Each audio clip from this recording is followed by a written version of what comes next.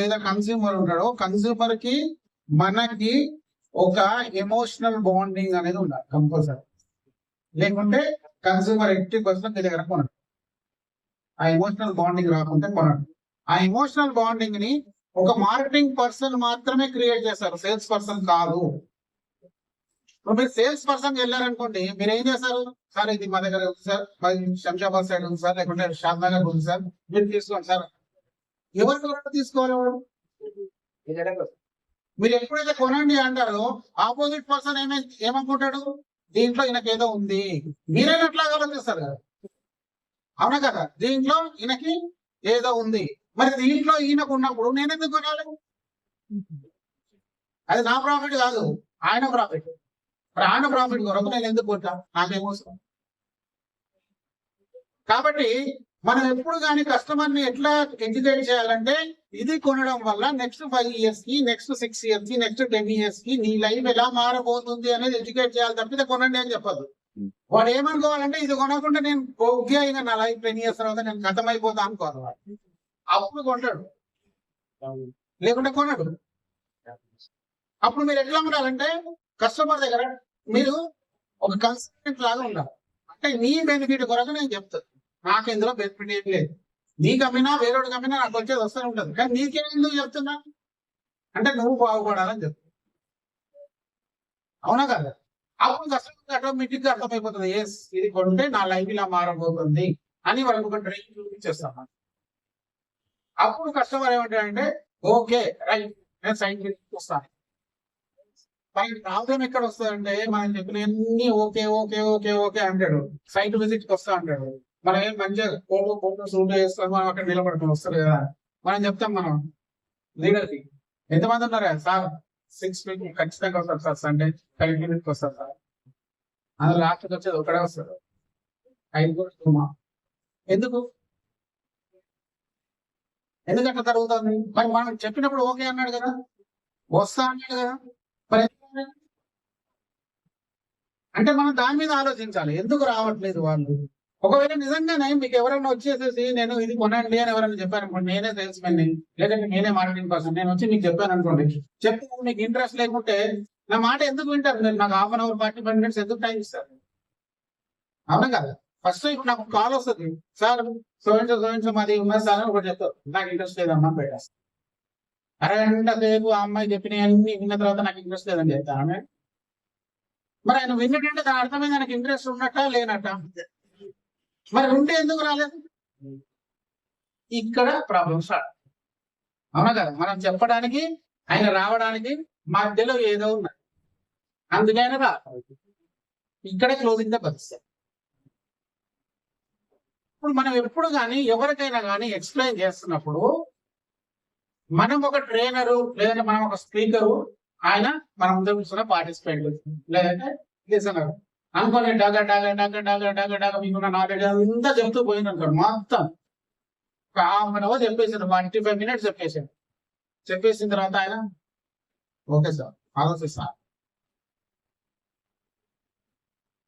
ఎందుకు ఆలోచిస్తా అంటున్నాడు ఆయన అంటే, మీరు ఒక 10 నిమిషాలు చెప్పగానే ఆయనకు ఒక డౌట్ వస్తుంది, ఒక డౌట్ ఏదో అడగాలనుకుంటాడు. మీరు అవకాశం ఇచ్చారు, అక్కడ ఇవ్వలేదు. మళ్ళీ మీరు చెప్తూ పోతారు, మళ్ళీ నెక్స్ట్ 20 minutes కి ఒక డౌట్ వచ్చింది, అవకాశం ఇచ్చిందా? ఇవ్వలేదు. మళ్ళీ లాస్ట్కి 30 minutes కి ఒక డౌట్ వచ్చింది, అట్లా 45 minutes కి ఒక డౌట్ వచ్చింది. 4-5 డౌట్లు అక్యుమిలేట్ అయ్యేసరికి ఆయనకి ఏమనిపిస్తుంది అంటే, ఏదో కొంచెం ఆలోచించాల్సిన విషయం మనం తీసుకోవద్దాం చెప్పారు. మీకు వస్తా అంటాడు కానీ రాడు, ఎందుకంటే ఆయనకి లాట్ ఆఫ్ డౌట్స్ అక్యుమిలేట్ అయినాక. అది మీరు క్లారిఫై చేశారా? చేయలేదు. కాబట్టి మనకు ఎప్పుడు కానీ మార్కెటింగ్ లో మనం వెళ్ళినప్పుడు కస్టమర్ ని ఎక్కువ మాట్లాడియాలి, మనం మాట్లాడాలి. మీరు వినాలి, బెస్ట్ లిసనర్ ఉండాలి మీరు ఎప్పుడు కానీ. కస్టమర్ ఎక్కువ మాట్లాడాలి.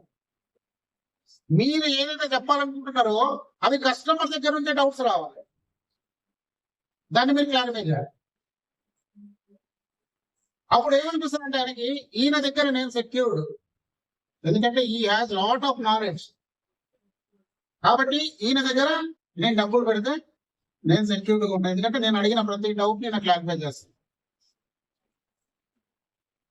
అని అప్పుడు ఏమైందంటే ఆయన లాస్ట్ కి అడిగిన డౌట్ ని కూడా మనం క్లారిఫై చేసి ఇంకేమైనా ఉన్నాయా సార్ అని, ఏం లేవండి రేపు సండే రోజు నేను వస్తా, మా ఆవిడ తీసుకుని 100% వస్తుంది. ఎందుకంటే నాకు డౌటే లేదు. నేను ఇప్పుడు ఇది మీకు అమ్మడానికి వచ్చాను అనుకోండి, నేను మీకు ఏం చెప్పకుండా నేను మీకు డౌట్లు అడగకుండా ఒక అరగంట 45 నిమిషాలు మీకు వాయించేసిన. మీకు దాదాపు ఒక 10 డౌట్లు వచ్చినాయి. దీన్ని ఎట్లా అప్గ్రేడ్ చేయాలా, ఎంత కరెంట్ తీసుకుంటది, ఏమవుతుంది, ఎంత దీని నుంచి పెట్టాలి, ఎంత కనబడుతుంది, ఎన్ని మీటర్లు కనబడుతుంది, ఇవన్నీ ఎన్నో డౌట్లు వచ్చినాయి మీకు. ఇవన్నీ నేను మీకు అసలు నేను అడిగే ఛాన్స్ ఇవ్వలేదు. లాస్ట్ ఫైనల్ అయిన తర్వాత సార్ బాగుంది సార్ దానికైతే బాగానే ఉంది, ఆలోచిస్తా అంటారు. ఎందుకంటే సార్ మీ డౌట్ మిమ్మల్ని ఆపేస్తాయి. ఎందుకంటే తీసుకుంటే దీన్ని ఎట్లా ఆపరేట్ చేస్తారో నాకు అర్థమవుతుంది. మీకు అర్థమే కాదు, దాన్ని అర్థం కానప్పుడు తీసుకోలేదు. మరి ఒక 10,000 ఫీజుకి 15,000 ఫీజుకి మీరు అంత ఆలోచిస్తారు, కొన్ని లక్షలు పెడుతుండ్రు కదా, వాళ్ళు ఎంత ఆలోచించాలి? ఇప్పుడు మీరు చూడండి, ఎప్పుడు కానీ కొంతమంది మొత్తం వాళ్ళ లైఫ్ టైం ఇన్కమ్ ఉంటది ఒక సైడ్. వాళ్ళ లైఫ్ లో వాళ్ళ గోల్ లైఫ్ గోల్ ఏముంటది అంటే సైట్ ఒక్క సైట్ కొనుక్కోవాలనే గోల్ ఏముంటది వాళ్ళు. అలాంటి వాళ్ళు మొత్తం మీకు లైఫ్ టైం ఇన్కమ్ అంతా అక్కడ పెట్టేసి మిమ్మల్ని నమ్మి పెట్టాలంటే మిమ్మల్ని ఎంత నమ్మాలి వాళ్ళు? అంత ఈజీగా పెడతారా? పోనీ ఒక్కటి గుర్తుంచుకోండి, మీరు ఎప్పుడు కస్టమర్ దగ్గరికి వెళ్ళినప్పుడు మీరే కస్టమర్ లాగా ఎట్లా ఫీల్ అవుతారో ఆలోచించుకోండి. ఆలోచించుకుంటే మీకు అర్థమవుతుంది అక్కడ ఎట్లా మాట్లాడాలనేది. మీరే కస్టమర్ గా ఆలోచించండి. నేను ఒక మార్కెటింగ్ పర్సన్ అని అనుకుని మీరు అక్కడికి వెళ్ళకండి, నేనే కస్టమర్. దీంట్లో ఏంటంటే కస్టమర్ సెలెక్షన్ అనేది మోస్ట్ ఇంపార్టెంట్ థింగ్ ఉంటుంది. మీరు కస్టమర్ని ఎవరిని సెలెక్ట్ చేస్తుంది? మీరు వెళ్ళినారు అనుకోండి, ఆయనకు ఒక సైకిల్ ఉన్నది, 2 వీలర్ కూడా లేదు, మీరు ₹1,00,000 సైట్ చెప్పేశారు మొత్తం, ఆయన 2 గంటల టైం పాస్ చేశారు, మొత్తం ₹1,00,000 సైట్ చెప్పేసి కొంటాడు ఆయన. మరి ఎట్లా సెలెక్ట్ చేస్తారు కస్టమర్ని? కస్టమర్ని సెలెక్ట్ చేయడానికి 4 మెథడ్స్ ఉంటాయి. ఒకటి జియోగ్రఫికల్ మెథడ్. జియోగ్రఫికల్ ఏరియాని మనం కన్సిడరేషన్ తీసుకోవాలి. మీరు సపోజ్ చిక్కడపల్లిలో అమ్మే సైటు మీరు బంజారా హిల్స్ లో చెప్తే అమ్మబోదు. బంజారా హిల్స్ లో ఎవరైనా ఉన్నారు వాళ్ళకి వచ్చి మీరు చిక్కడపల్లిలో ఎవరికైనా ఎక్కడైతే అక్కడ చెప్పే సైట్స్ ఉంటాయి కదా, అవి తీసుకొచ్చి మీరు ఇక్కడ చెప్పారనుకోండి ఖచ్చితంగా. ఎందుకంటే ఈ జియోగ్రఫికల్ ఏరియా డిఫరెంట్, ఇక్కడ ఉండే పీపుల్ యొక్క మెంటాలిటీ వేరు, వాళ్ళు కొనే కండిషన్ వేరు, అన్ని వేరు. కాబట్టి అవి ఇక్కడ పనిచేయవు. మీకు ఎగ్జాంపుల్ చెప్తాను. లూయిస్ ఫిలిప్ షోరూమ్ మీకు మన ఇది సికింద్రాబాద్ పార్క్ లైన్ ఉంది కదా, పార్క్ లైన్ లో లూయిస్ ఫిలిప్ షోరూమ్ ఉంటుంది. సేమ్ లూయిస్ ఫిలిప్ షోరూమ్ ఇక్కడ కూడా ఉంటుంది, బంజారా హిల్స్ లో. అక్కడ వాళ్ళు మీరు వెళ్ళి అడిగారనుకోండి, షర్ట్ ఒక షర్ట్ ఎంత సార్ అంటే 1,500 అని చెప్తారు. అదే సేమ్ 1,500 షర్ట్ ఇక్కడ పెట్టాడు ఆయన. ఇక్కడ పెడితే ఎప్పుడు కొన్నాడు?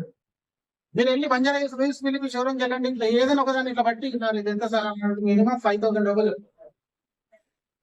ఇక్కడ అన్ని డిజైనర్ వేర్ పోతాయి. డిజైనర్ వేర్ అంటే వీడు దొరుకునేది మళ్ళీ వేరే దొరకద్దు ఇక, కాబట్టి అవి కాస్ట్లీ ఉంటాయి. సేమ్ క్లాత్ ఉండొచ్చు కానీ ఆ డిజైన్ కి కాస్ట్లీ ఉంటుంది. ఎందుకంటే అలాంటి పీస్ వాడు 1 2 తయారు చేస్తాడు, అంతకుమించి తయారు చేయడు. వాటికి కాస్ట్లీ ఉంటాడు, మినిమం 6,000 10,000 చెప్తాడు షర్ట్. మీరు ఎక్కడ పార్క్ లైన్ లో అమ్మాయి తీసుకొచ్చి ఇక్కడ పెడితే పో.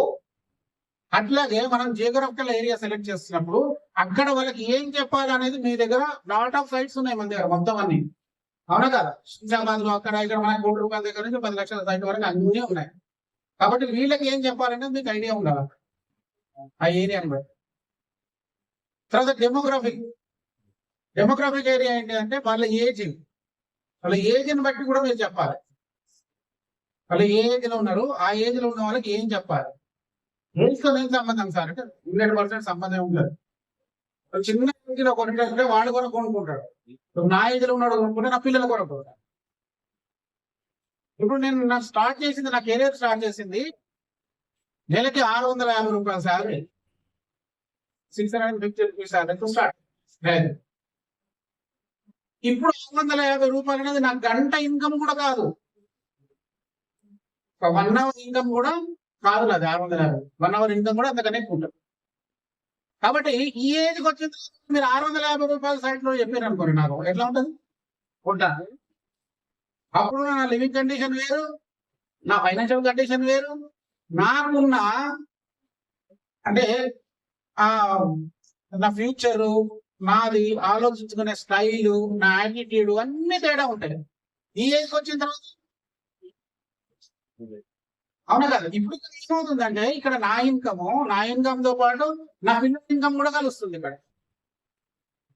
నేను సపోజ్ నేను కొనే కెపాసిటీ నాకు 50 లక్షల సైడ్ కొనే కెపాసిటీ ఉంది. కానీ నా పిల్లలు 50 లక్షలు తీసుకునే కెపాసిటీ నాకు ఉంది. అరే ఒక సైడ్ కొంటున్నా, మీరు ఎవరినో పన్ను పంపించేసేయండి, పన్ను ఇస్తుందా, అవునా కదా. కాబట్టి డెమోగ్రాఫిక్ ఏరియాలో కూడా తేడాలు వస్తాయి. దాని తర్వాత సైకోగ్రాఫీ, వాళ్ళు ఏం ఆలోచిస్తున్నారు, ఆలోచన విధానాన్ని బట్టి కూడా వాడు ఎందుకు కొంటున్నాడు. వాడు పిల్లగాన్ని అమెరికాను ఇంకొక 3 సంవత్సరాల తర్వాత పంపించడానికి కొంటున్నాడు. అలాంటప్పుడు మీరు 5 సంవత్సరాల తర్వాత రేటు పెరుగుతా సార్ అని చెప్పినారు, కొనడు వాడు. వాడికి కావాల్సిన 3 years తర్వాత 3 సంవత్సరాలలో ఎంత పెరుగుతుంది కావాలి.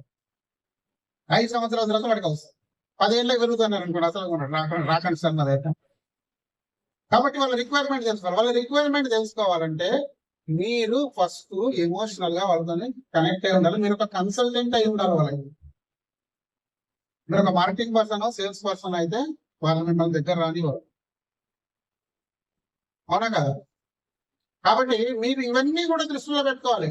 క్లోజింగ్ ఎందుకు ఇంపార్టెంట్ అంటే ఇవన్నీ మనం ఫస్ట్ నుంచి చేసుకుంటూ పోతే ఆయన మీకు 100% మిమ్మల్ని నమ్మితే, ఎమోషనల్ గా మీతో కనెక్ట్ అయితే అప్పుడు ఆయన తన యొక్క భావాలు, తన ఆలోచనలన్నీ ఓపెన్ గా మీకు చెప్తాడు, లేకుంటే చెప్పడు.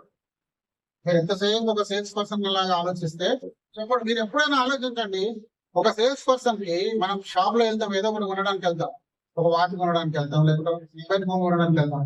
మేము మొత్తం ఇంటి విషయాలను చెప్తారా వాడికి? చెప్తామా? ఎప్పుడు చెప్తాం? మన సిఏకి చెప్తాం, మన ఇన్కమ్ ట్యాక్స్ కన్సల్టెంట్ చెప్తాం, అవునా కాదా. మన సపోజ్ ఇప్పుడు ఆర్కిటెక్ట్ ఉంటాడు, మన ఆర్కిటెక్ట్ చెప్తాం. ఎందుకు చెప్తామంటే వాళ్ళ కన్సల్టెంట్స్. సేల్స్ పర్సన్ కి ఎవరు చెప్పడు. కాబట్టి మీరు ఎప్పుడు ఎవరైతే నేను సేల్స్ పర్సన్, నేను అమ్మడానికి